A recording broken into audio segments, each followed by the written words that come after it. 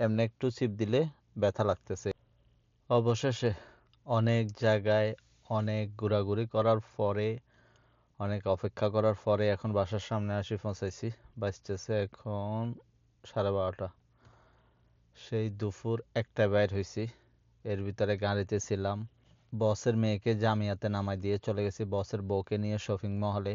ওকে ওইখানে নামাই দিয়ে আমি চলে গেছি আরেক জায়গায়। ওইখান থেকে আবার বসের বউয়ের কাছে যাওয়া, মোটামুটি অনেক জায়গায় ঘুরছি। ঘোরার শেষ নাই।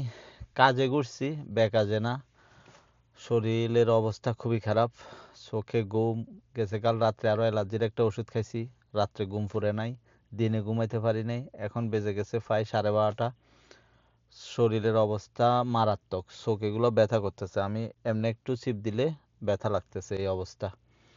যাক আলহামদুলিল্লাহ, তারপরে সুইসাতে আসি, পৌঁছাইছি, এটাই বড় বিষয়। এর মধ্যে আবার শেখ সাহেবের জ্বালা। মনে হয় 5-6 বার কল দেওয়া শেষ ওর। আমি বারবারই বলতেছি যে আমি আর আসতে লেট হবে, আমি এখনো জিদ্দায়। ও শুনতে রাজি না। কিছুক্ষণ পর পরই ফোন দিয়ে শুধু বলতেছে কখন আসবো, কতটুকু আসছি। পরে 5বারের সময় গিয়ে আর কল দে নাই।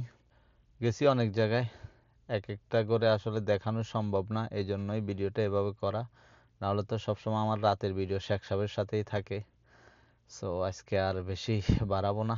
সবাই ভালো থাকবেন ইনশাল্লাহ। সালামু আলাইকুম।